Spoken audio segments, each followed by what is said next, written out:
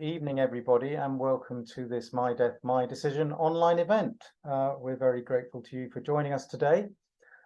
Before I introduce our keynote speaker, I just wanted to say a little bit about the current situation here in the UK and the British Isles, because we have things happening in and around the island that are of real interest. Many of you will know that we've had a Health and Social Care Committee inquiry at Westminster, which has taken both written and oral evidence, and our speaker this evening, Professor James Downar, was one of the people invited to give that evidence, and indeed it was a consequence of hearing him there that I invited him to hold this event for us this evening, which is very generous of him. We're not sure when the result of the inquiry will come out, or the report, because we keep getting differing messages about that.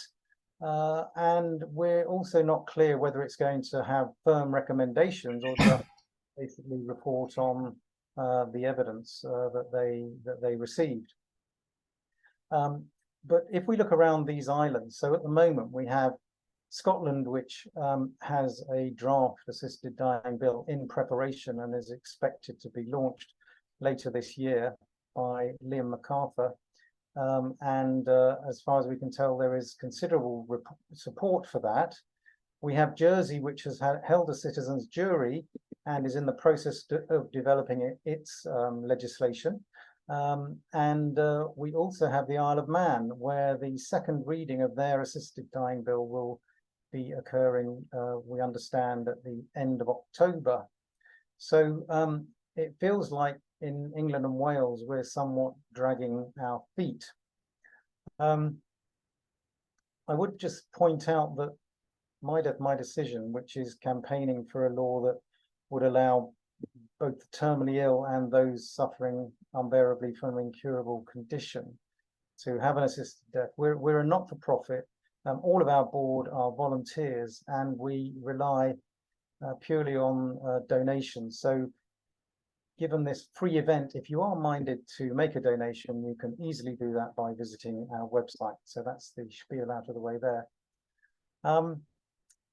Why are we holding an event about the Canadian perspective on assisted dying? Well, the answer is that we have so many jurisdictions around the world now. When I totted up yesterday, it's actually increased to 29. And I say jurisdictions advisedly because there are, for example, 6 states in Australia that have passed a law. And I think if you spoke to the legislatures there in the different states, they would proudly say that they have debated the law themselves. And we can see from the laws that have developed in Australia that different states have adopted slightly different protocols or eligibility criteria. So we can really learn from other jurisdictions. And one of the things that's interesting about those other jurisdictions is that where laws are introduced, they remain popular. Now in Canada, given that you've signed on for this evening's session, you'll probably be aware that there has been quite a bit of negative press written by opponents of MAID, medical assistance in dying, that is what they call it in Canada. And there is rarely the opportunity to counter that, because any correspondence sent in to challenge sometimes misinformation that's put in that material is not published. And also there are obvious confidentiality reasons around particular cases that inhibit practitioners from countering things that are said by particular individuals or friends and family. So we thought it'd be really helpful to hear from someone who's involved in that jurisdiction, Professor James Downar, who's head of palliative care at the University of Ottawa. And he's got a presentation to make, and then at the end we will be trying to get through any questions that are posted in the Q&A that you'll see at the bottom of your screen. I would request that they're actually questions rather than lengthy comments or statements. So we'll try and get through as many of those as we can. But now I'm delighted to hand over to you, James. Thank you very much, Trevor, and thank you for inviting me to speak today. I really appreciate the opportunity to do that. I do apologize in advance. I've got some sort of cold, and so my voice is a bit off. I hope all of you will try to stay at least 2 meters away from your speakers and your screen so that I don't infect you.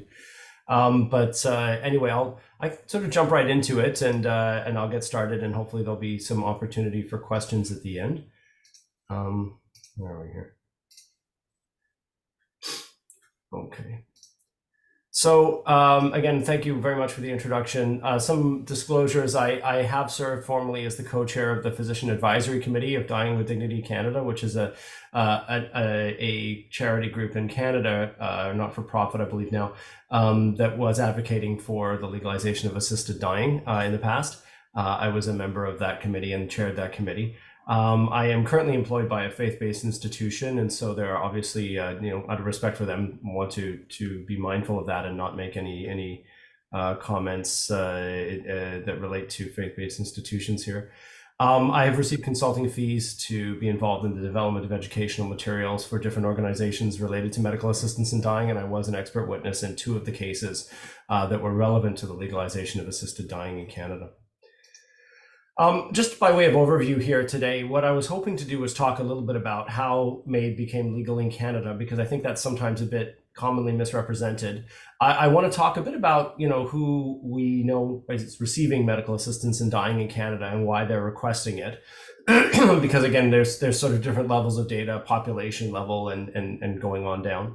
Also talk a little bit about the regulatory oversight and reporting in Canada and how that's working. And talk about the effects on palliative care, which is obviously relevant to me as a palliative care provider. I want to be very, very clear with people attending that I recognize that people attending this seminar may be from different perspectives on this issue, and I'm not of a mind to I'm not here to change anyone's mind about the moral status of medical assistance in dying. I'm mostly focused, I think, on the data and on what's out there. I will share with you experiences where I have them. The reality is, though, from experience, I think many people tend to have a pretty firm notion of where they stand on this issue.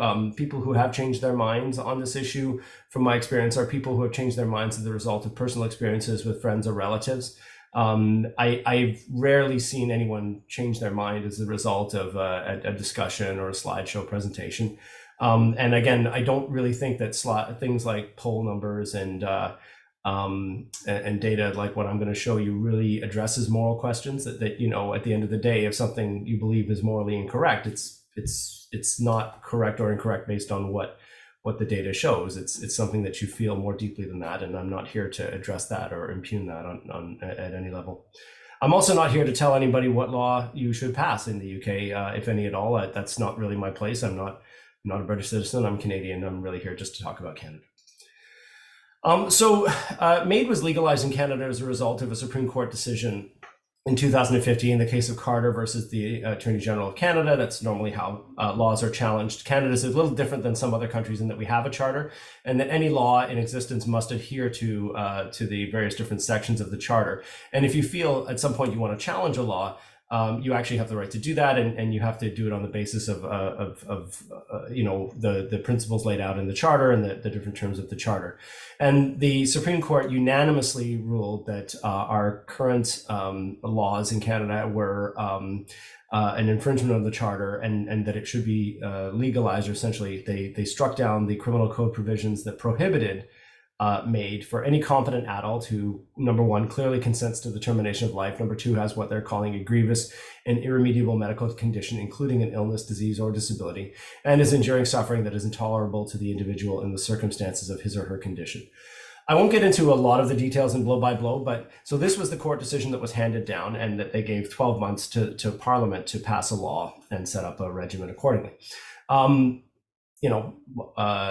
Time passes, and ultimately what did get passed the following year was Bill C-14, which included all of the provisions that the Supreme Court had set out. But they did add one additional provision, which was that in addition to these criteria, they had to reach a point where natural death had become reasonably foreseeable. This is a bit of a problematic criterion. Not everybody understood what it meant. Ultimately, since it had no place in the original court decision, this would be, quite clearly a narrower set of criteria, eligibility criteria, than what was written out by the courts. It was variously interpreted to mean some type of prognostic limitation, and the courts were quite clear that there was no prognostic limitation required. It's really important to understand that because the Carter decision itself, Kay Carter, her underlying medical condition was something known as spinal stenosis. It was not cancer. It was not ALS. It was a progressive degenerative condition. Not, again, depending on how you look at it, you can look at it in many different ways, but I don't think many people would have considered it a terminal illness. And certainly many people would not have necessarily felt that somebody with only spinal stenosis would have a very reasonably foreseeable death in the near future. I think sometimes I hear or see comments written that the courts did this or the courts changed that, or that there's a sort of slippery slope. I think that's inaccurate. I think that the court was quite clear that in the Carter decision that this was not meant to be restricted to people who were very close to the end of their life. If you're arguing that that's the case, what you're saying is that the Supreme Court did not want the Carter decision to apply to people like Carter, which is obviously incorrect. So I think it's just really important to be clear on how this happened. And as a result of that court challenge, there was a subsequent court challenge in a case called Touchon, which affirmed what the Supreme Court had said, that this provision of the law was not valid, and it was struck down. And then in response, Parliament had to pass another law then, stating that now you could get MAID if you had a non-reasonably foreseeable death, but there would be a separate pathway with a longer reflection period. So the reflection period for the first pathway was eliminated. Normally you would have 10 days between signing a request and receiving MAID. It could be shortened if you were at risk of losing capacity and very close to the end of your life. And they added the optional waiver of final consent, which I can talk about later in the question period if you want. It's very, very rarely used. And then they established this second pathway for people whose death was not reasonably foreseeable. That was sometimes known as Track 2, Track 2 MAID, where there's a very long 90-day reflection period. And here for Track 2 MAID, there's a requirement now that at least one of the assessors must be a recognized expert in or recognized expertise in the condition that's causing the suffering of the individual, just to make sure that this person is aware of the alternative treatments that might be available for them. A lot of discussion also around mental illness and MAID for mental illness as the sole underlying medical condition. That's not, has never been yet legal in Canada, but will be starting in March of 2024. It was delayed for a year following some requests from people developing guidance around this and requests of the psychiatric community to set up better systems in place and be better prepared to implement. Okay, so pivoting here to talk a little bit about who is actually receiving medical assistance in dying. And again, I'm just going to present to you the data that we have and talk about how is this different, like how do MAID recipients differ from the overall population, because that's important to know. And then, of course, some of the main concerns that many people have around medical assistance in dying. Is it going to be driven by simply a lack of access to good palliative care? Is it driven by inadequate personal supports or supportive services? And is it driven indeed by socioeconomic vulnerability? And I think these are really important questions that people have had ever since anyone started discussing the legalization of MAID. Again, I don't want to I don't want to bore anybody too much with statistics, but I do want to just give you a picture of what this is. It's about 50-50 men and women receiving assisted dying. The mean age of the individuals receiving MAID is about 76 years. The overwhelming majority were over the age of 65 and only 5% were under the age of 55. The large majority have degenerative disease like cancer or motor neuron disease. We call it ALS in Canada, amyotrophic lateral sclerosis, but in UK, I think it's more commonly known as motor neuron disease. There are other people who have cardiovascular and respiratory illness as an underlying cause. These numbers are sometimes checked off in addition to others. You can put more than one underlying condition on the forms, so the numbers will add up to more than 100%. And the rationale behind the request is overwhelmingly for not for physical symptoms, or uncontrolled physical symptoms, but for what is described as a loss of ability to engage in meaningful activities or activities of daily living, right? So this is far and away the most common requests. And again, these are from the national reports that come out every year in Canada. I think that the question of whether this might be driven by poor access to services probably needs to be answered on a few levels. And again, I recognize that not everybody, when you show data from the national reports, sometimes people get a bit get a bit frustrated with this data, and we'll say various things about it. I will try to answer those concerns as best I can. But according to the national reports, the number of people, the proportion of MAID recipients who received palliative care services prior to death was quite high. It's about 81%, and this is very consistent with what you see in other jurisdictions in the U.S. and Australia, and where it's anywhere from high 70s to 90% of people who are enrolled in a hospice or palliative care program or followed by a palliative care provider. There are some who did not receive palliative care services, but then they're asked if they didn't receive it, did they have access to it? Is it that they didn't want it, they refused it, or that they actually didn't have access to it? And that's kind of important. So just here in the bullets down at the bottom, I'll put on my little laser pointer here, it might be easier. This bullet here at the bottom where you have to do a bit of math, but 201 people, about 2% of all MAID recipients, were felt not to have access to palliative care by the person filling out the form. Similarly, when you look at disability support services, again, not many people were felt to require, only a minority were felt to require disability services according to the survey, but of those who were felt to require it, almost 90% received it. People who did not receive disability supports but required them was 179, which out of 10,000 is 1.8%. So again, I just want to be very clear. I think that we would all feel a lot better if these numbers were 0 and 0, right? It would be really good if everybody had access to services and everybody was receiving them if they needed them, for sure. But it's really important to look at these numbers and say, these are not 0. It would be nice if they were 0, but it's hard to argue that the practice of MAID is to any significant degree being driven by lack of access to these services. Also, the duration of services, I think people have asked about, and this is also present in the report, where they highlight that the large majority are getting palliative care for more than a month before their MAID death, keeping in mind that the MAID death is actually going to be weeks or months earlier than the natural death would have been. So if you try to map this onto a comparison of what the average population would be getting, this is a group of people getting probably much earlier palliative care, even than some well-served populations, like routinely getting MAID months in advance of death. Routinely getting palliative care months and months in advance of a natural death. That's actually a pretty good number, and I'll talk more about how to interpret those numbers in a minute. Doing a bit of a deeper dive here, we have very detailed data, demographic data and economic data about individuals in some provinces, right? So a lot of that level of data is measured at the provincial level rather than the federal level in Canada. So when we did a big deep dive into the results after the first 3 years of MAID in Ontario, we found that MAID recipients, in comparison to overall decedents, were substantially more likely to come from the highest income quintile. So we're looking at people who get MAID versus everybody who died in the same year of any cause. Far more likely to be from the richest group, richest quintile of the population, far less likely to be from the poorest quintile of the population, right? So definitely tilting away from where socioeconomic vulnerability would play in. Much less likely to be from an institutional setting. So about a quarter of Canadians are normally residents of an institution at the time that they die. Only about 6% of MAID recipients are residents of an institution. They're more likely to be married, less likely to be widowed. I don't know if that says more about MAID or more about marriage, but there it is.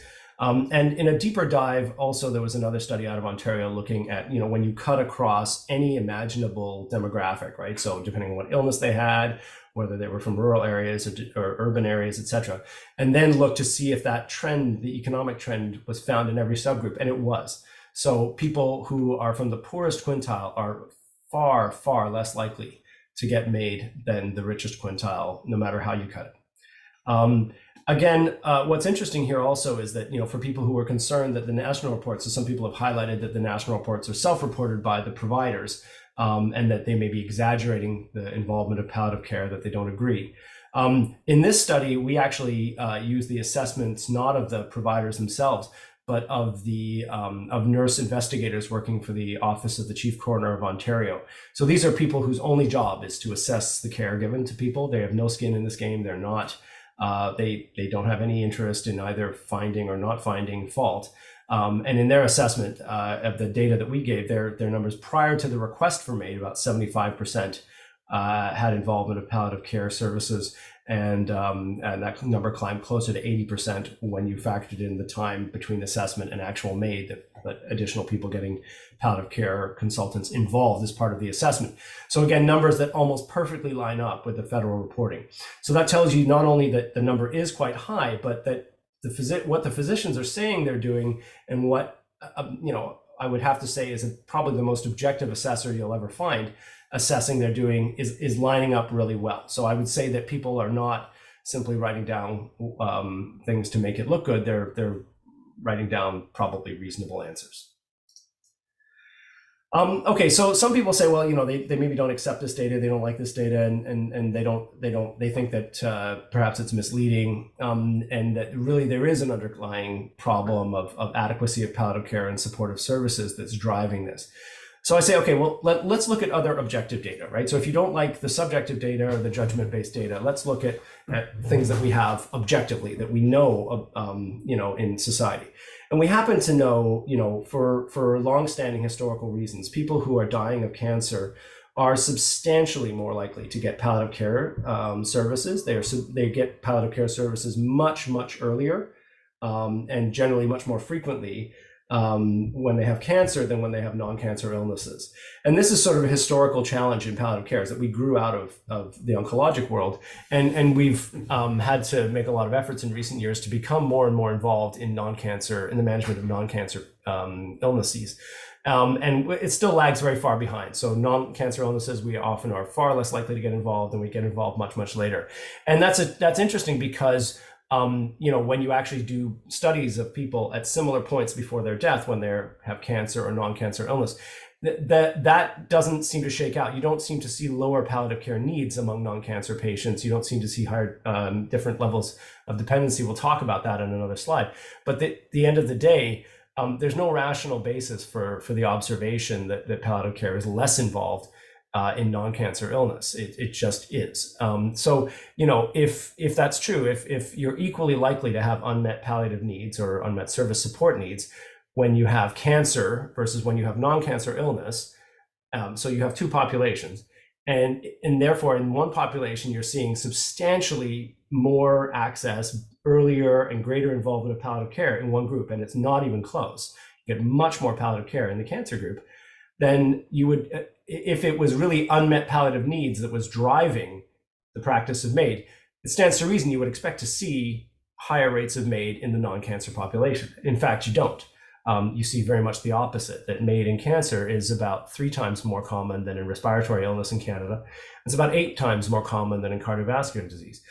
This is a trend seen around the world. And we've got a paper that's going to come out on that soon, where you see these ratios that are very, very well preserved everywhere, that you sort of have highest rates in ALS, and much higher than in cancer, and then cancer in turn much, much, much higher than non-cancer illnesses receiving MAID. And I can talk about what I think that means later on.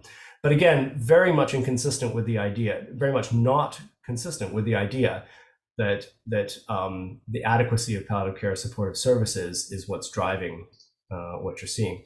In terms of supportive care needs, it's also important to recognize that cancer is a bit of the odd one out compared to other illnesses. So this is I'll walk you through this graph just to understand what it means. The y-axis here is showing you the degree of dependence for activities of daily living that individuals have, right? So there's something called an ADL score, activity of daily living score. If that number is less than 1, you are essentially considered independent. You can do things for yourself and you don't need help. Anything above 1, that means you have 1 or more activity of daily living for which you require assistance. And then the x-axis here is the final 12 months of life, right? So you're going from the left, 12 months from death, all the way to the right end. That's the last month and the month in which you die.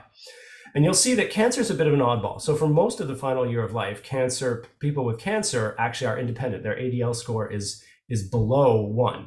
It starts to catch up and then catches up very, very quickly in the final couple of months, but really only passes non-cancer and frailty conditions at around 1 month to go in life, which is, and in this area is when most people are getting medical assistance and dying.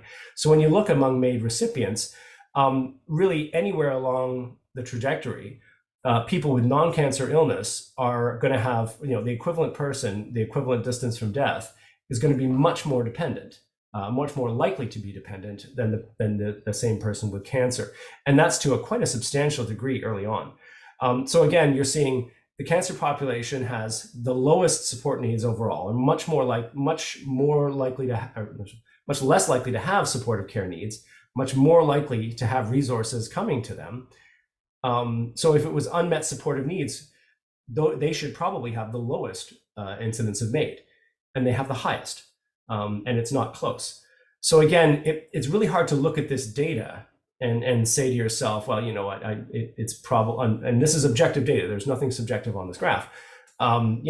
If I was expecting unmet supportive care needs to be driving MAID, I would expect, much higher rates of MAID among these populations here with non-cancer frailty conditions, not among these, and that's the opposite of what I see. So again, to address the concepts and just a summary slide here, some of the points I'm just making here, right? So, palliative care access and quality are issues everywhere in the world. They are in every high-income country, including Canada, including the UK. But if palliative care access and quality were the issue driving MAID, why is it that the population that seems to have the best access and the best quality of palliative care also have the highest incidence of MAID, even though they, seem to have equivalent, from all the studies, seem to have at least equivalent unmet palliative needs? If we're concerned that it's about their supportive needs or sort of a societal attitude of ableism towards individuals that have support needs, you'd have to explain why the population with the lowest support needs and the best access to services actually has the highest incidence of MAID. That's a bit counter-logical then, if we're feeling that that's what's going on. That's not to say that there aren't large amounts of supportive unmet support needs out there, and that there isn't ableism. I think there is in both cases, definitely both of those things present. But that's not what's driving MAID, right? If it was poverty, certainly there are people who are in the lowest income quintile who are receiving MAID. But if we're saying that the people who are poor are driven by their poverty to get MAID, then you're going to have to explain why the wealthiest Canadians are almost twice as likely to get MAID than the poorest. It doesn't quite fit, right? Like that's not what you should see if that's the explanation for what's driving all of this. If it were loneliness or institutionalization, why is it that married people are more likely to get MAID than widowed people? Why is it that people living independently are more likely to get MAID than those living in institutions? None of this matches, and these aren't like small differences; they're huge differences. Again, it's not to say that you could never have there's never been a case where one of these factors wasn't at play. I don't think that's possible to demonstrate. What we're saying quite clearly, though, is that based on the objective data that we have, which lines up very nicely with the subjective data that we have in the reports nationally, that really it's just hard to argue that any of these factors could be driving MAID to any substantial degree. Okay, and that's not to say that there couldn't be exceptions or rare cases where that does happen, but we'll talk about that in a bit more detail now. But this is an important sort of slide. As a palliative care provider, people are sometimes concerned about palliative care suffering or less palliative care being provided. It's fair to say that in the 6 years since MAID, the first 6 years that MAID was legal in Canada, that might have been the fastest growth that palliative care has ever seen in Canada. Now, again, when you see people receiving palliative care in any setting, 52% to 59%. Again, this is a fairly gross, crude metric of service involvement in health services databases. It makes no mention of quality. It makes no mention of timing, but it's a consistent definition in 2016 as in 2022. This is the data we have, and the data shows this growth of about 1 to 1.5% a year, and 2 of those years were pandemic years. I should say 3 of those years were pandemic years, actually, where things really took a bit of hit some headwinds, and despite those headwinds, this is some of the biggest growth of palliative care we've probably ever seen. So when you look in other jurisdictions where they've implemented policies like hospice benefits in the US, growth of about 1%, 0.5% to 1% per year would be considered a good rate of growth. Palliative care in home care, people receiving palliative care as part of home care jumped dramatically. The proportion of Canadians who died at home while receiving palliative care services or palliative care involvement more than doubled in those 6 years, right? So, and other practices like palliative sedation also went up. We don't have a lot of data on that from all of Canada, but we have it from Quebec, and it grew quite dramatically, right? So again, you're seeing these aren't exactly discouraging numbers from a palliative care perspective. This is pretty impressive stuff, and I can tell you with there was about a $3 billion investment in home care in 2016. There's been dramatic investments in many parts of the country in palliative care. Funding is provincially allocated, so it's not consistent across provinces, but certainly in many provinces, it's been quite marked. My division in Ottawa has doubled in size in the past 5 years. For example, we're now 40 physicians. That's not what you see everywhere, but in many parts of the country, it is what you see. Now, the other thing just to note about MAID and palliative care, right, where sometimes they're presented as alternative options, and I recognize that many members of the palliative care community, to be fair, have long-standing stated opposition to the legalization of medical assistance in dying, and I'm not here to attack anybody. I think it's important to note that palliative care, I think we're pretty good at our job. I think we can do a fairly good job of improving symptoms and quality of life, but I don't think any field of medicine can claim to fix everything that it sees. I don't think any field of medicine does claim to fix everything that it sees. So it's not really, I don't think it's appropriate for us to say as palliative care providers that we are, just good palliative care is sufficient to fix everything. We know that's not true. We can improve symptoms, but improving something, getting something a little bit better, and relieving it, those are two distinct things. They're not the same thing. Also, as I mentioned before, the main driver of medical assistance in dying from a suffering perspective is not physical symptoms. It's not the stuff that we tend to focus most of our time on in palliative care. It's actually something known as existential distress, which relates to what people unable to do the things that they find give their life meaning. And existential distress can occur in many parts of life, but when it comes in at the time of a terminal or advanced illness, the existential distress often stems from how you feel as a result of not being able to do the things that you've always done your whole life, that the illness has taken away from you. And this is something for which we really are struggling to identify effective treatments. We're always trying new things. I'm engaged in a number of research projects trying to identify new therapies to try to go at this. But studies of palliative or psychosocial interventions for this type of distress, they haven't been great. We have some successful studies, but when you do pooled analyses, the actual pooled effect is sometimes fairly modest and not very durable. So it doesn't last a long time. And these are concerns, obviously. They're big time commitments sometimes for some of these therapeutic options. And it's understandable that people might want to get MAID in spite of receiving these, or just not be willing to sign up for them, which is I think, it's hard to look at this literature and tell them that that's an unreasonable thing for them to say. At the end of the day, I think it is a bit of a false dichotomy to say that we don't need MAID, we can just go with palliative care. I think that in Canada, one is not provided. Oh, sorry. Excuse me. Apologies for that. In Canada, I think it's important to state that not every Canadian does have access to palliative or psychosocial interventions. But based on the data that we've seen, I think I don't think it's realistic to expect that if you were to have universal access to the best palliative care and psychosocial interventions available, it's not clear to me that would really have any meaningful effect on MAID, or a substantial effect, given that those receiving MAID already seem to have pretty good access. And that there are limitations in what we can do. It's not to say that anyone should get MAID. I don't believe that's true. It's just making sure that we don't present anything as a completely effective alternative option for the type of distress that is prompting people to ask for MAID. You have to be realistic about this. And in Canada, obviously, there's a sort of growing group of palliative care physicians and clinicians who are involved in the practice of MAID. And in the most recent report, about almost 10% of MAID procedures were actually performed by a palliative care physician. In Belgium, I think that number of assessors or providers, almost 65% of MAID procedures are the assessor or provider is a palliative care clinician. And in Canada, about 20% of all MAID procedures occur in a palliative care facility or a hospice, right? So they're obviously in a place where they can get the best palliative care they can get, and they're still getting MAID.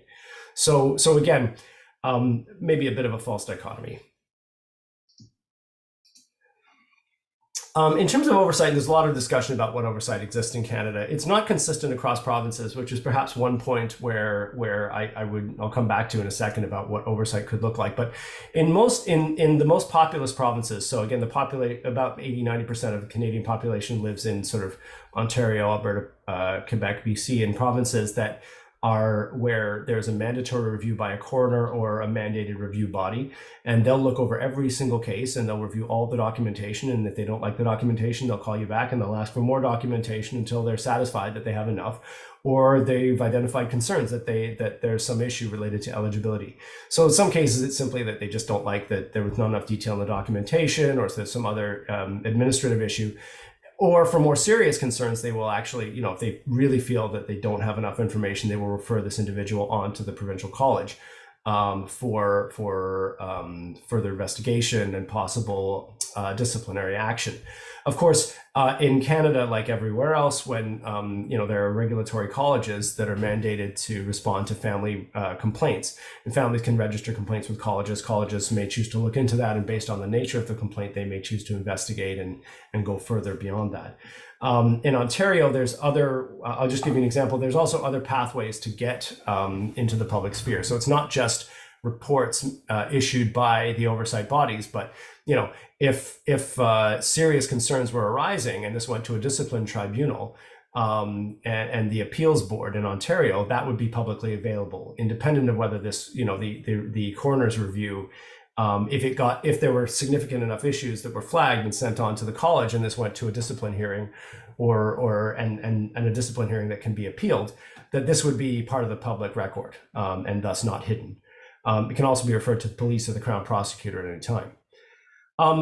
I'll give you information for where we have it. So the Quebec Comité sur soins à la fin de vie, which is a committee of 11 people that reviews every case. Now, after some discussion, this committee actually is mostly non-physicians and non-nurses. It's all appointed after consultation with different regulated professional colleges, including like notaries and marriage counselors.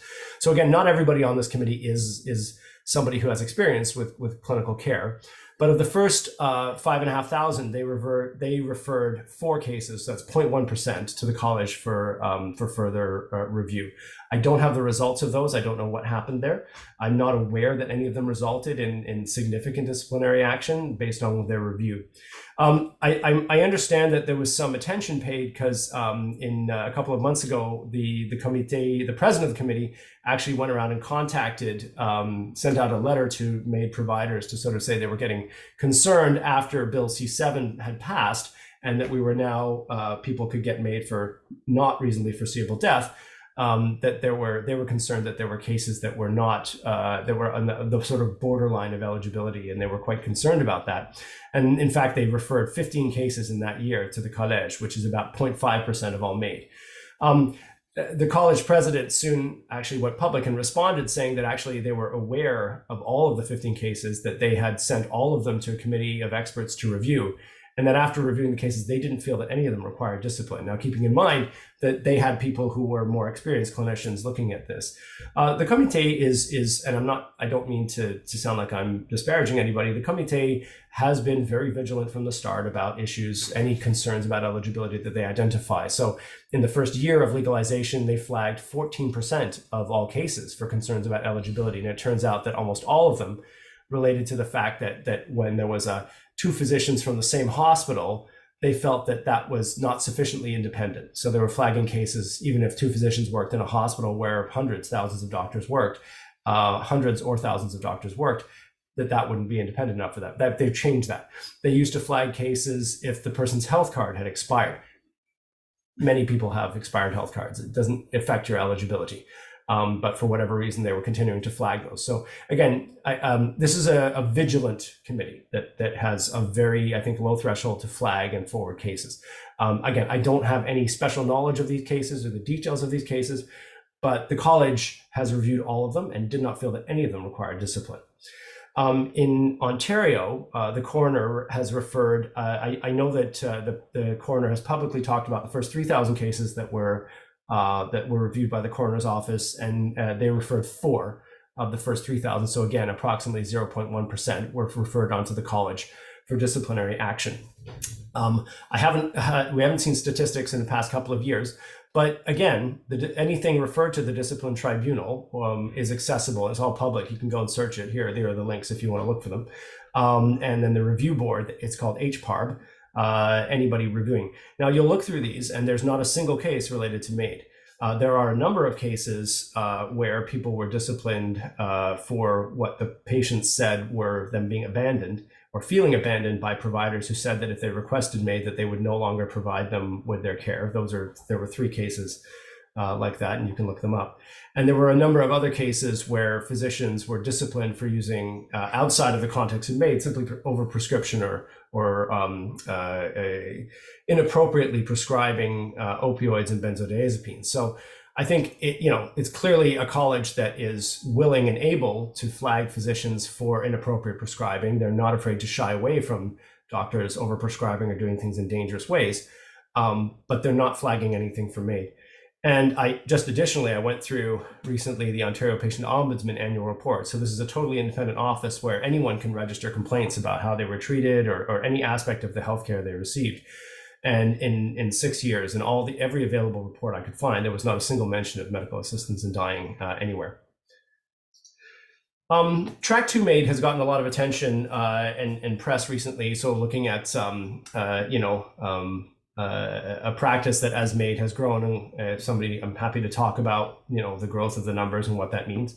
But in the first year for which we have data, these track 2 MAIDs accounted for about 2% of all MAID cases, so a pretty small number. We have a little bit of data on them. Mostly are individuals with multiple sclerosis or Parkinson's disease who are felt to have maybe a little earlier in their disease course. But many of them are very complex cases with multiple issues, multiple conditions.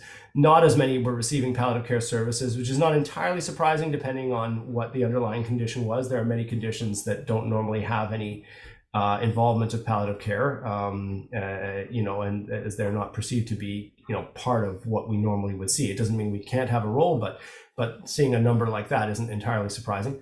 About 60% were felt to require disability supports, of whom 91% received them. Again, I'd be much happier if that number was 100%, let's be clear. But that's hardly paints the picture of a big gap in service provision. And we're going to get more comprehensive data available in 2024. I do have available data from 2022 and 23 showing that this proportion of about 2% is holding steady in Ontario. I don't have it for other provinces. Again,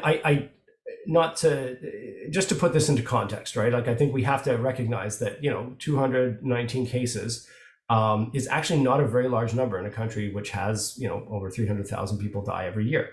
Approximately the same number as the number of Canadians who are struck by lightning. So, and remembering that Canada doesn't have lightning for about 6 months of the year, we have 6 feet of snow. This is not a very common event. So something to talk about, but perhaps the attention paid to track 2 MAID might be a little more on a proportionate basis than what some people might consider appropriate. I've been asked a lot of stories, and I don't want to get into a lot of the stories in great detail. I am absolutely not going to review every single story here. I'm happy if you want to ask me about a specific case. I'm happy to try to talk about them. I don't actually have extra knowledge about a number of them. But a number of events come to light that make me a little bit skeptical of these stories, just based on things that, that get presented one way, and then all of a sudden a new piece of information becomes available later that makes me see it quite differently. Many people were informed about this case of a woman with chemical sensitivities who, according to this article, chose medically assisted death after a failed bid to get better housing. After this article was published, the patient in question actually got apparently quite frustrated that she felt her case had been misrepresented, wrote a note to clarify this, and this note was read into record in Parliament in a review committee. Essentially, that thanking the MAID provider for believing that multiple chemical sensitivities is real, and that you deserved to have MAID rather than trying to persuade her to stay alive. Now, even if I were to find, so she was trying to find a medically safe, affordable home, and the place she was staying they weren't sufficiently pure, like the air purifiers weren't sufficiently good to stop her from having triggered events from this multiple chemical sensitivity. So she was faced with a declining health condition if she stayed where she was. She was trying to get to a place with cleaner air. But even if she was able to find that, she would still be isolated from the rest of her community, unable to go into public buildings or visit friends or family due to the risk of exposure to triggers. With my health deteriorating, I made the only decision I felt was available. I chose MAID now. So there's no question that this is an individual who was going to choose MAID in any event, and was going to choose it in the very near future in any event. The portrayal of this as purely being driven by inability to access safe housing, I think, was a bit of a misconception. And I think she was quite clear on that when it was presented. I want to turn to another case, which I don't know how many of you speak French, but this was a really interesting case that was presented in the newspaper earlier this year from Quebec. Yves Belair was a really remarkable person who I think I actually met once, but not in a professional capacity. So he was a 69-year-old man with cerebral palsy, and quite severe cerebral palsy, and had just managed to at the time he was born, people with his degree of cerebral palsy just didn't survive. And to the degree they did survive, they were institutionalized. He fought, and his family fought very hard to make sure he got services and was able to live a full life and largely an independent life for a very, very long time. His mother passed away some years previously, but he had this sort of cadre of very devoted friends and a lot of support services that were keeping him afloat in the community. And he was such an effective advocate for himself and for others that when he died, he'd actually left something like $142,000 worth of scholarship funds at the Université de Québec à Montréal for students with similar disabilities to be able to complete their studies as he did. So just a really, a remarkable person who led a remarkable life. Unfortunately, he did have chronic health conditions that were getting worse, and he'd had repeated hospitalizations over the course of 18 months. He'd had a progressive functional decline, and like many people keep coming into hospital, every time they come out, they're just not as good as they were before. And it got to the point where he simply was unable to stay in the place that he was, in his home. He was getting 28 contracted visits a week from home care, right? So he was getting 4 visits a day, plus this team of 3 friends who were helping to support him at home. He would describe these home care visits, and from his perspective, his words were pourri à l'os, which is, for those of you who don't know Montreal slang, it's not complimentary. He was pretty upset with the quality of the services sometimes. He had a dedicated friend, and one friend named Bridget sort of mentioned that, in her perspective, you can't say that he didn't get good services, but when he got a bad experience, he remembered it forever. He never forgot it. And she said from her perspective, he knows that he doesn't have any more quality of life. He's really declining, and the elastic has been pulled to the limit. It's tiré à son maximum, like it means it's sort of the elastic band is at its limit. So again, from his perspective, Mr. Belair felt that this was a failure of the system to provide him with adequate home care supports, which I think, given his life and how he led his life, you can certainly see why that is. That would be his mindset. From the perspective even of those close to him, they felt that, look, home care had really done everything that you could reasonably expect home care to do, and there are certain situations where you simply can't live independently. This is actually a reflection of the fact that his health condition is dramatically deteriorating and he has no quality of life. And again, so just right or wrong, I don't know him very well. I don't know him at all in the sense of being able to clarify this, but just to say that to present both perspectives on a case that could be presented as a service availability concern, could be presented as a deterioration. This case, which has also made the rounds a lot, was a story about ostensibly somebody being offered MAID inappropriately and coercion. I do take issue with this, and I do know the ethicist involved in this case, but just full disclosure. But again, so this article, which has made it around the world as an example of coercion, there's a transcript in the article. You can read the transcript. So the gentleman tells the person talking to him that he's always thinking he wants to end his life, And the person responds, as ethicists do. Ethicists are trained to just present things neutrally, and to explore people's thinking and rationale behind decisions. Is why did you want to just apply to get an assisted death, end your life? Like, you know what I mean? And then Mr. Foley says, well, he's being forced to end his life. And then the man says very clearly, oh, no, no, no, don't get me wrong. I'm saying I don't want you to be in here and wanting to take your life. Now, I understand that sometimes people have a tendency to cut off this last part of the transcript when they present the case.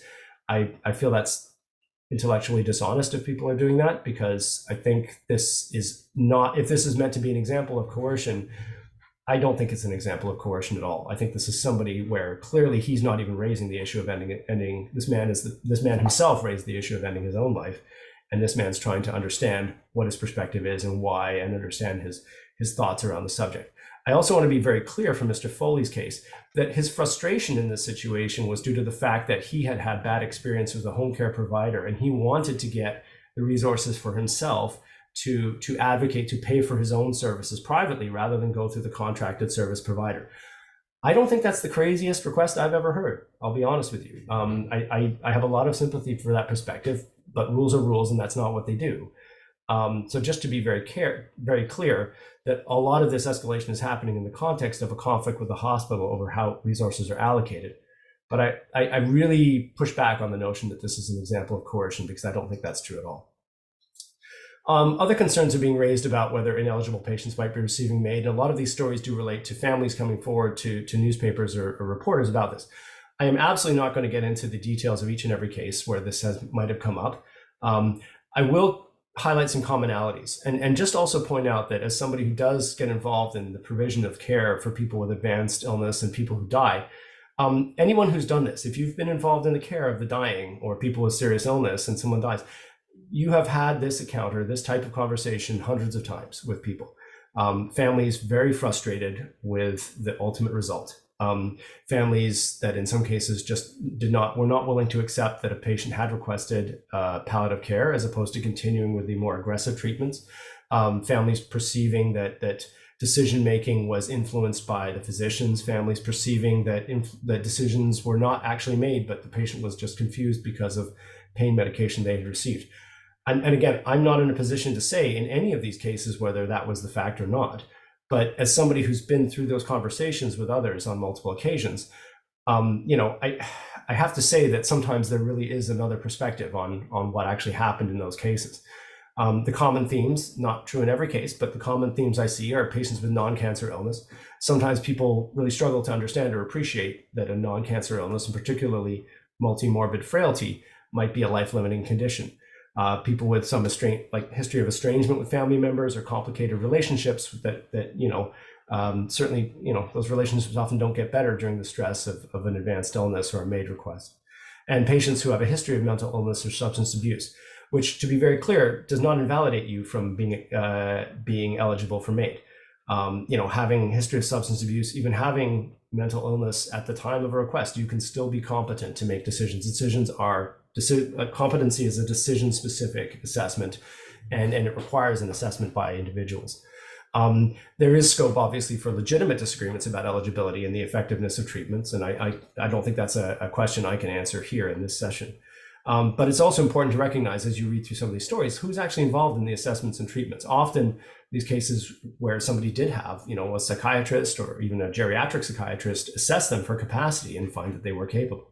And who reviewed the case. So in every case of which I'm aware, the cases have been reviewed by the coroners or by the police, and I think in not by the coroners, but ultimately by the college even, and they did not feel that any discipline was required. So again, you're getting one perspective, and you're not getting another perspective. And having seen these cases, and all of us who work in this part of healthcare have seen cases like this where there are two very separate perspectives on what actually happened. And that's not to say that anyone is not telling the truth or being dishonest, but it is to say that this is not something we're unfamiliar with. For whatever reason, there's just a lot of people writing about suicide rates in Canada and in other countries where MAID is legalized. I'm just going to put this graph up here. This is the death rate of intentional suicide in Canada. over the past 20 years. Since the legalization of when MAID was legalized, the suicide rate was 12.3. It had been slowly climbing for the previous 10 years. It had sort of plateaued for 4 years and has fallen off dramatically. I am not saying that legalizing MAID leads to a reduction in suicide rates. I do not believe that is true. I think these are different populations and there are different motivations. I think these are separate concepts.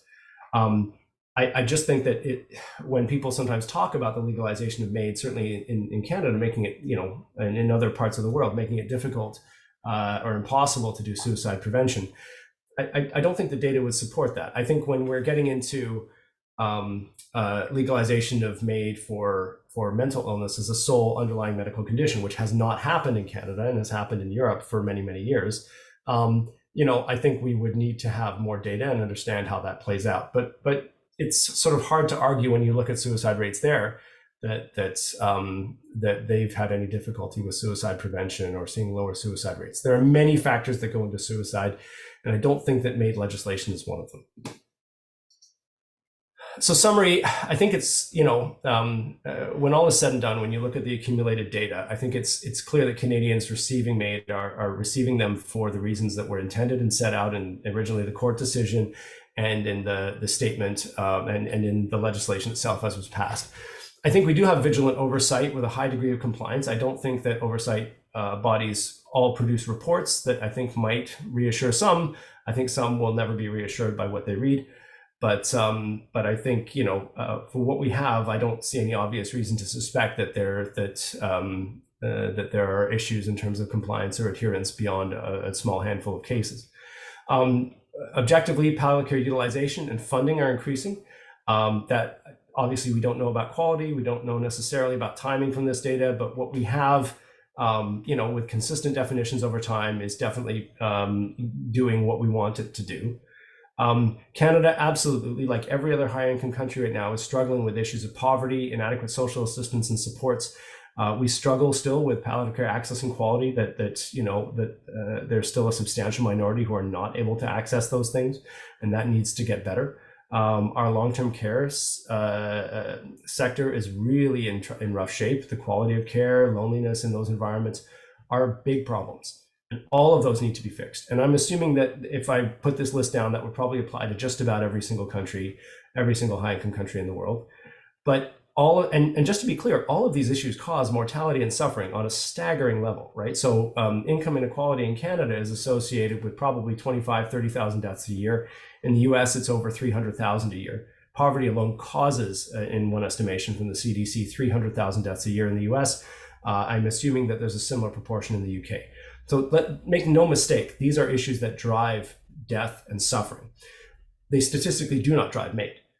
So MAID is not the link between those two things. And if you're concerned about the effect of vulnerability and dimensions of vulnerability and the cause and the effects that will have, the correct thing to do is to try to address those issues.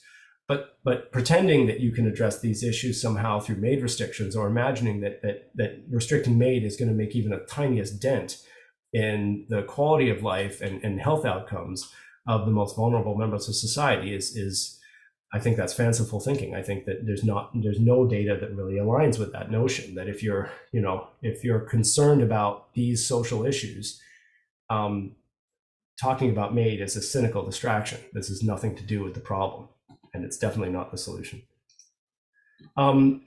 I think if you're going to write up legislation, I always give the same advice: be clear on your purpose. That not all legislation is the same, and it's important to understand what the purpose is you're trying to achieve.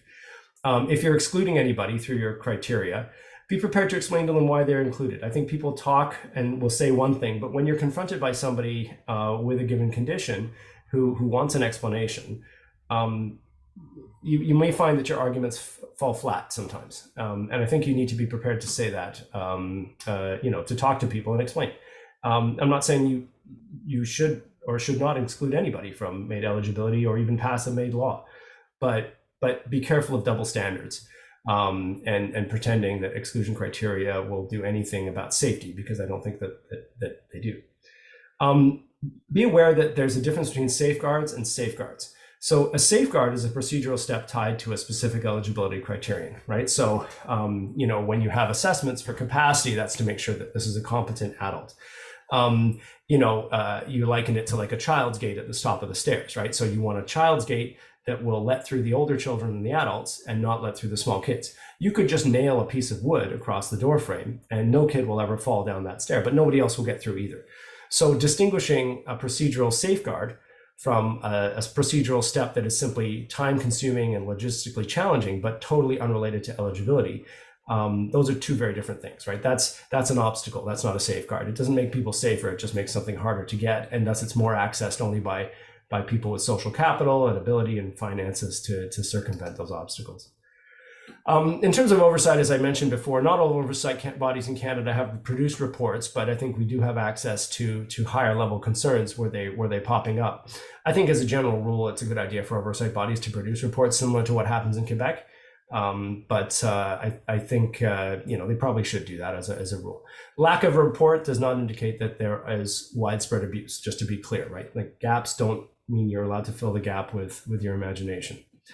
Data reporting, which is descriptive, which is what a lot of our federal reporting is about, is really important to understand what's going on. Educational material and practice standards are very important when legalize is made and when it's done through legislation. Often jurisdictions have done a really good job with that. And again, just to really hammer home that regardless of what one does with made laws, you pass, you don't pass.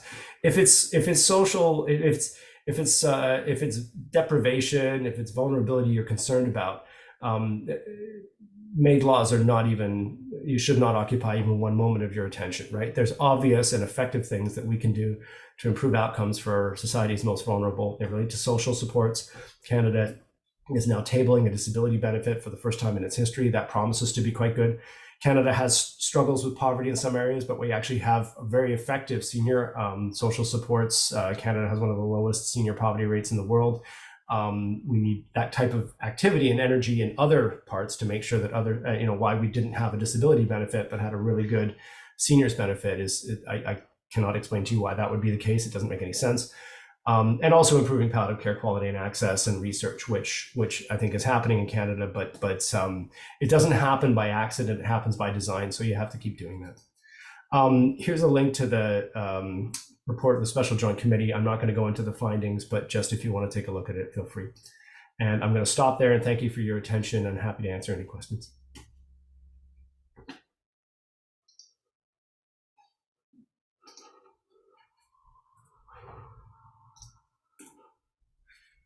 Well, James, thank you very much for that very detailed presentation there.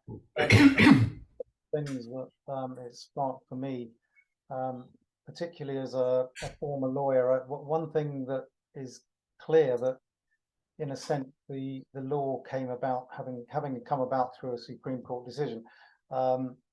The system was having to run before it could actually walk. And I know Dr. Stephanie Green, who's the president of CAMAT, the Canadian Association of Maid Assessors and Providers, says that she wholeheartedly supported what they did in Victoria and Australia, which was say that the law was passed, but there was an implementation period before it came into effect, and that allowed time for all of the those who are going to be involved in what they call voluntary assisted dying to get the protocols and so on developed. Because I think I'm right in saying that it's only in the last year or something that Canada's actually got nationwide protocols and guidance, because every province was developing its own just because of the speed with which the law came in. Of course, in Wales, the law won't develop anything like that way.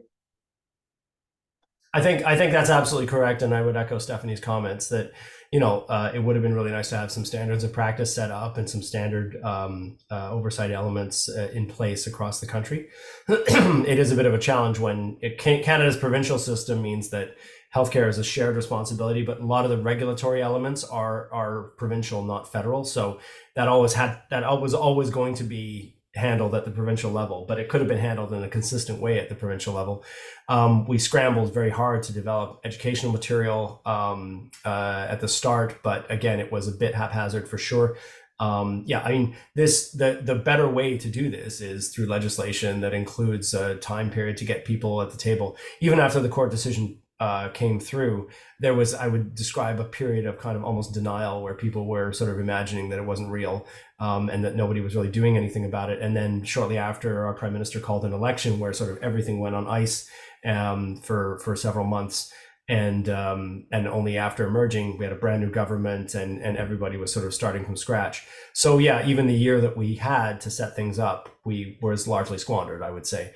And so, you know, advice for better education standards and communities of practice are, I think, really important. And it's important for everybody to show up at that, right? Then, you know, I realize that people may have moral objections, but one of the things I found really interesting was the number of people who, you know, despite being fairly outspoken and in their opposition to the idea of legalizing MAID, ended up actually participating in the generation of material and in the oversight process and the organizational process, you know, as honest brokers. And I think that's obviously to their credit.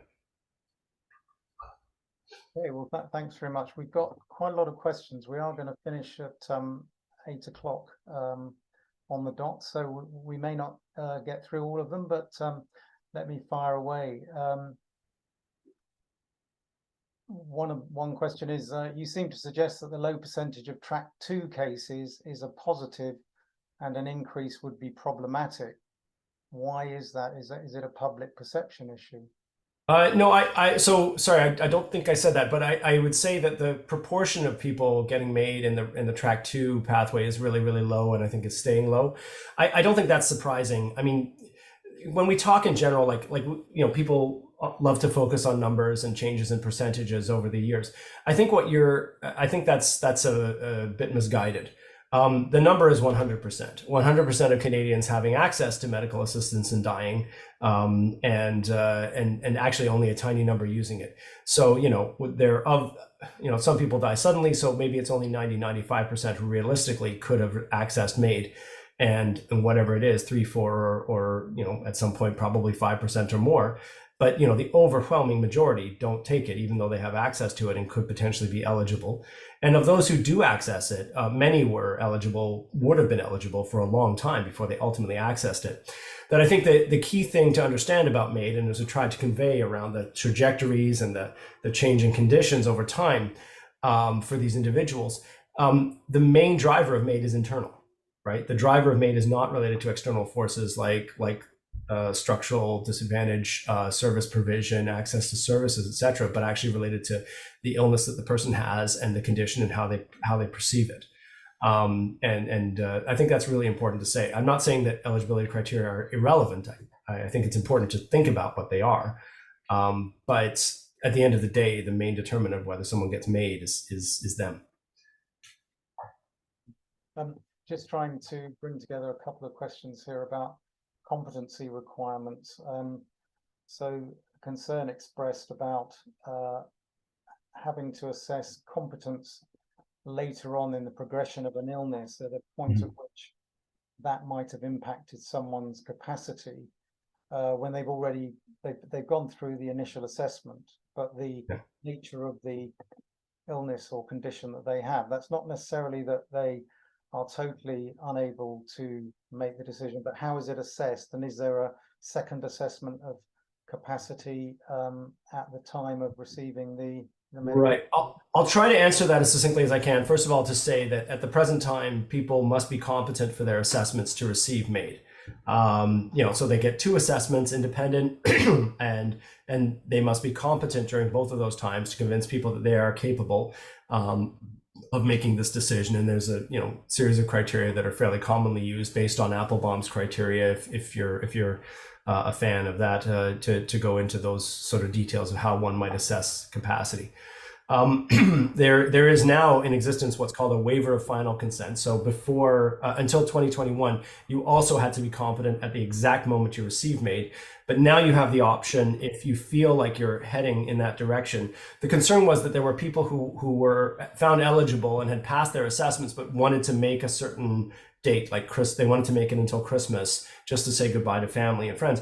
But they were so worried that their condition was deteriorating, that they were going to lose capacity, that they would go ahead and ask for MAID, because it was very important to them to receive MAID and not potentially, prolong suffering in a way that they would not be controlled, that they wanted MAID. And so they had in order to address this, they now have what's called a waiver of final consent. So if you, in addition to those 2 assessments, you can sign a form saying, with a specific provider, saying that, up until a certain date, if I lose capacity or on this given date, I would want to go ahead with MAID. Regardless. And so that's a rare case. It's only about 1 or 2% of cases where that actually happens now. In terms of the advanced consent, which is what is potentially which is legal in Belgium and Netherlands, but not in Canada yet. It's been discussed as something that they would bring into practice in Quebec, for example. But this would be, something where you would say, once I reach point X, I would like to have MAID at that point. That's commonly the sort of when people talk about dementia.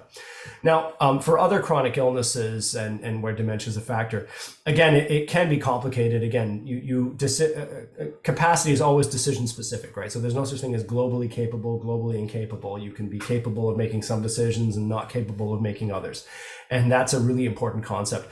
Also recognizing that the overwhelming majority of people in North America and even in UK, I think, actually do make decisions, to stop treatment, to forego treatment. In ICU, for example, I'm an ICU provider. About 20% of Canadians die in or soon after an ICU stay, and the majority of people who die in the ICU die after a decision to withdraw life support that is almost invariably made by a family member on their behalf.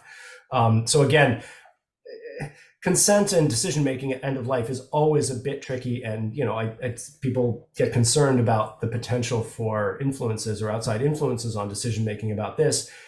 I have to ask them, I said, what do you think happens in the ICU? I mean, in the ICU, we have to make such decisions all the time without any input at the moment from the patient, right? And the person making that decision, I mean, if there's that family member, that next of kin, we're assuming this person is believing the best and it has their best interest at heart. But if there's anybody with more conflicts of interest than that person, I don't know who it is.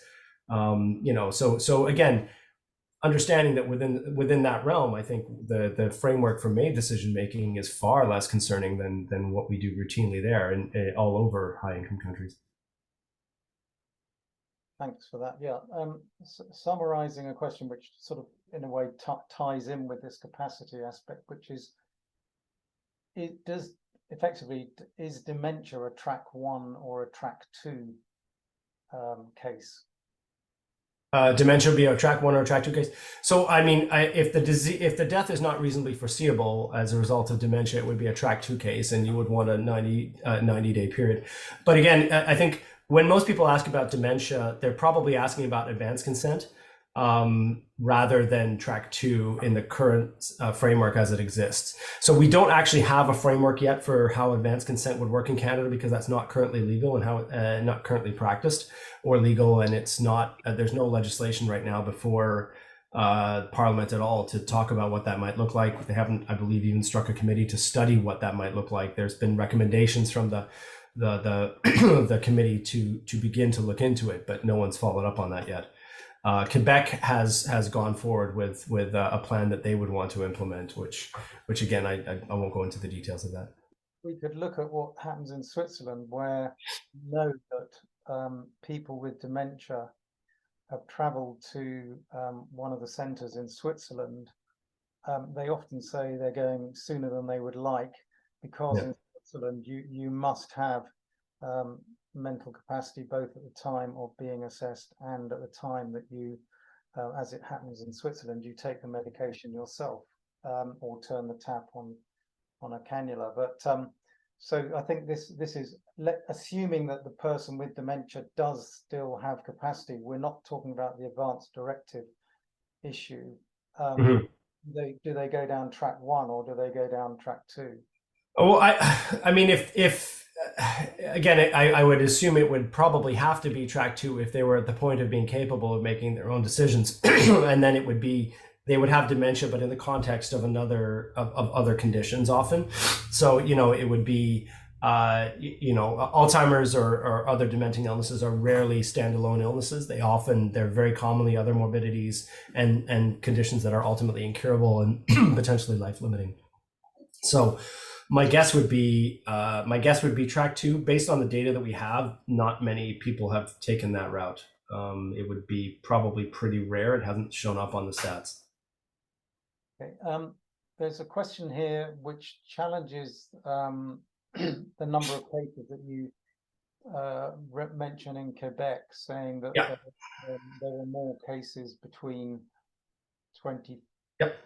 The link. So again, for those, is it a problem that not a single physician or nurse practitioner has been disciplined? I say this against the background, as Dr. Stephanie Green says, that behind all of this lies the criminal law. As she says, she works against the backdrop that she could be subject to a 14-year jail term.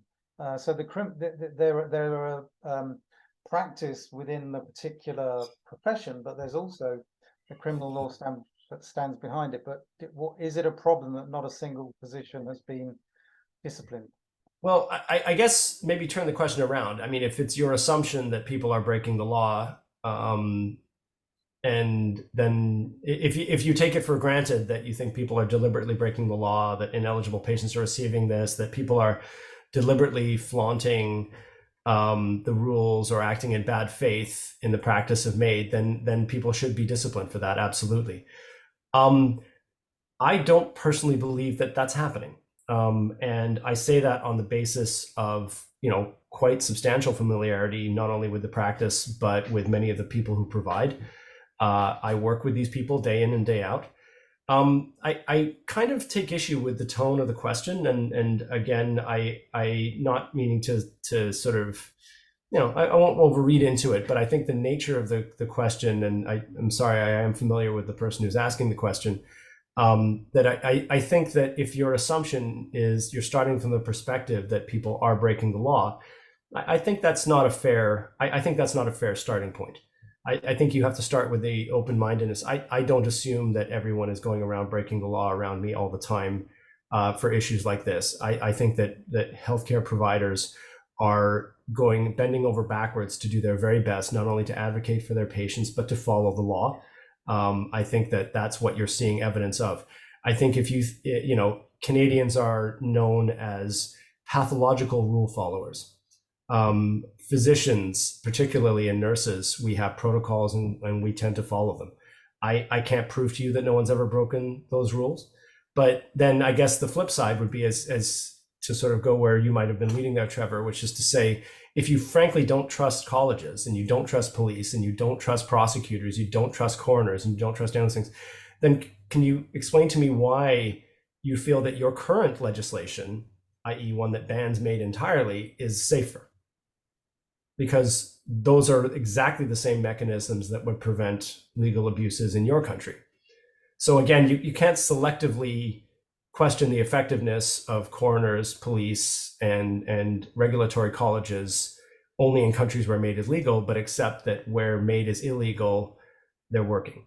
I just say at a certain point, you either trust these institutions or you don't. And I feel like everyone's doing their best, and I think that the fact that nobody has been disciplined is probably a reflection of the fact of the nature of when there has been errors made. That there's a couple of errors described in the Quebec ones. And again, your numbers, they're counting all issues that they flagged. I was talking about eligibility considerations, where most of the issues being flagged were actually expired health cards or signatures on the wrong form, as opposed to somebody where they felt that there was an eligibility issue. And there was, for example, one case where they were very transparent that somebody received MAID after only one assessment. The physician in that case had believed incorrectly that there was a second assessment, and it was an error made in good faith. As soon as the physician realized the mistake, came immediately forward, reported it to their hospital. They had a number of people review the case independently and felt that this person was eligible. And as a result of it was a good faith error, and they were very transparent about it. And it's all detailed in the reports. You can read them. So again, it's incidents like that made me think that I'm appreciative that the committee is being very vigilant in flagging things, but the fact that no one's been disciplined, I don't read that as a bad thing. seems to me that you have to assume there's some malign posse of medical practitioners who want to do nothing better than help people end their lives. That if that's your starting point, then you're going to have a particular perspective. But just a comment from Dignitas. I think it might be Mr. Sylvan Lully. Who many of us will know.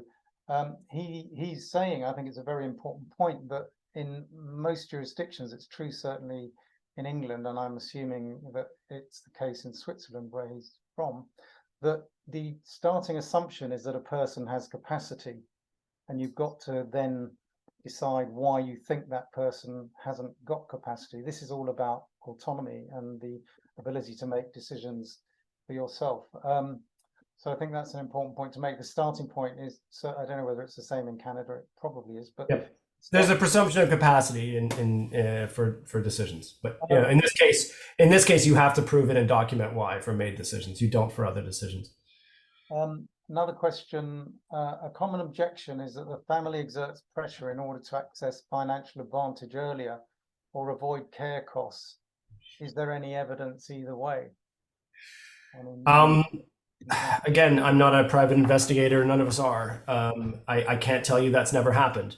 I can tell you that when I've been involved in MAID cases, the dynamic is pretty much solidly the same thing. You have a patient who is pretty clear and has had a long-standing desire to receive MAID, and a family that is appropriately emotional, not particularly pushing, but the answer is always, we don't want this, but it's their decision.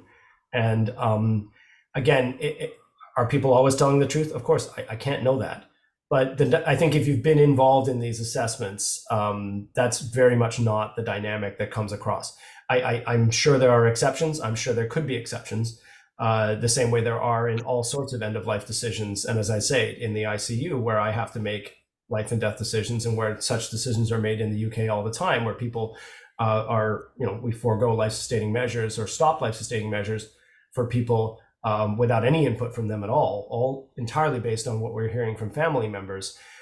Again, I would say that our security, our degree of certainty around made decisions is many orders of magnitude greater than our certainty around those decisions.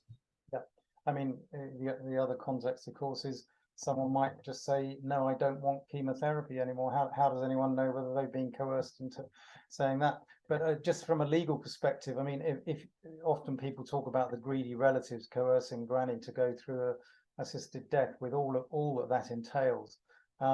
Certainly in England and Wales, if you've got greedy relatives, there are legal means by improper use of legal means to get your hands on the money, like lasting powers of attorney for financial matters, which can be used before the person who's given it has actually lost mental capacity. So, I mean, if people are, the motivation for getting your hands on the assets, seems to me it's highly unlikely it would ever be to force someone through an assisted death where two independent assessors are going to have to decide that the person isn't being coerced. Have you found the various religious bodies less antagonistic as the years go by? That's an excellent question. I often try to emphasize that, I don't think we should be looking to religious bodies to, strongly endorse assisted dying. You ask somebody who's a leader in a religious organization what color the sky is, they will tell you it's blue. They will tell you it's blue every single day. Even in London, it's blue above all the gray. And you're asking people whether their religion, sort of recognizes this or supports assisted dying, they're going to say no, because that's the modern interpretation. I would say that religious bodies as a whole have not been very outspoken on this issue. Obviously, there are some and individuals within them that have been, but I think specifically, particularly in a country like Canada, which is a secular society, we have faith-based institutions and we have non-faith-based institutions, but they're all publicly funded. I think there is, on a certain level, a broad recognition with time that this is something where, as much as as religious organizations are not, they wouldn't have chosen this, but here we are, and they're if they're choosing to love the sinner even as they hate the sin, that's the path they've chosen. I would say, if I and to their credit, there are exceptions, obviously, but I think that, you know, you're going to see an evolution on this issue, and people who belong to the congregation. I mean, you know, all the polls and all the studies suggest that the congregations really don't feel that much differently than society as a whole on this issue. Levels of support for legalizing MAID are very high across the board in Canada, as they are in the UK. And I think people hear that. Sorry, we have more questions than we're going to be able to get around to, so I'm just flipping through here. Yeah. There's a question that is obviously aimed at autonomy, and, you know, what about the trauma to families who stand by while someone has a lethal injection? Well, it's the individual's decision. Yeah, I mean, I just want to be clear, right? Like, I feel very much for families that have been through a bad experience around an end of life scenario. This is, I do push back a little bit on the idea that it's the MAID that causing the trauma. Certainly, observational studies do not suggest that. I don't think there's any strong data, or I haven't looked at this in over a year, but certainly the older studies did not suggest that family members of people who received MAID were doing any worse than those who died by natural means. When there's conflict and disagreement with the family member, when there's conflict and disagreement with the treating team, that is a major contributor to complicated grief and bereavement problems. Absolutely. Is it related to MAID? I mean, set against that, of course, on the flip side, you know, what Canadians are finding more and more, right? And as you know, many tens of thousands of Canadians have received MAID, which means that many tens of thousands of relatives have watched it. You're not seeing an erosion in support for MAID in Canada. It's staying very, very strong. I would say that Canadians, as Belgians and others have had, that the general perception of these deaths is not a traumatic one. Quite the contrary. Many people describe it in very different terms.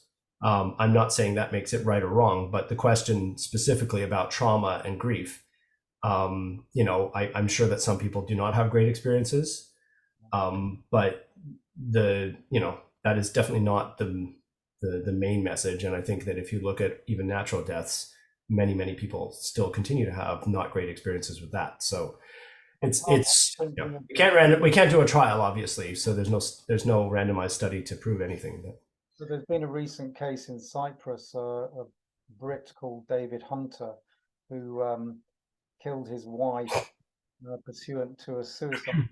He didn't kill himself. He just injured himself.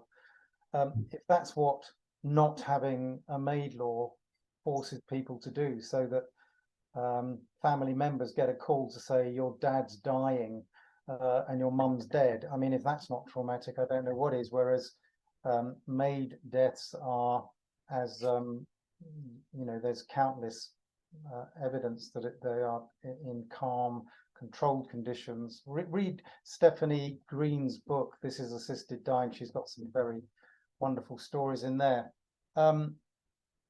There's one more question, one final question here, and then we're going to draw this to a close. Is existential distress alone sufficient reason to be granted MAID in any Canada province? I assume that the person would still have to have a grievous and irremediable condition. It's not existential distress alone, but perhaps you. I think maybe if I can just grab on that in general, that one of the things that does come up sometimes in some of the more questionable stories is the idea that somebody who just has X, just has poverty, poor services, would be eligible for MAID. They're not. You're not at all. So the criteria are a serious and incurable condition.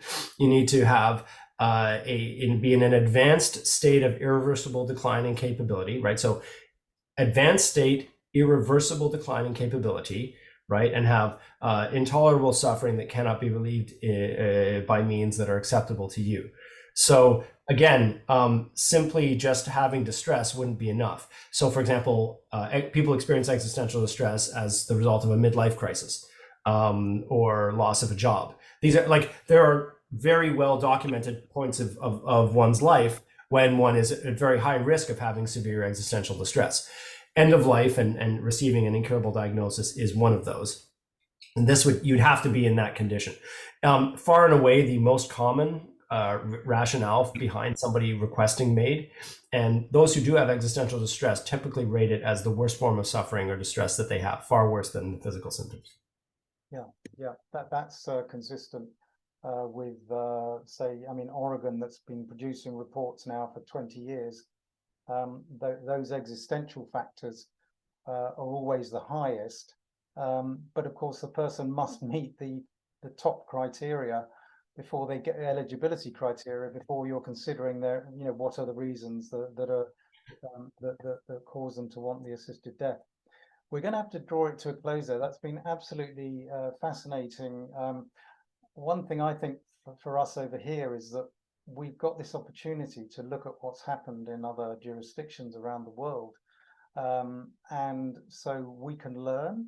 One lesson from Canada would be have an interregnum before the law comes into effect. Once you've passed it, you know, have an interregnum, and that's what's happened in increasing jurisdictions. And the bill in the now has a provision that says it will only come into effect, you know, after a period. I think it's 12 months. But thank you very much, James. Thanks everyone for attending.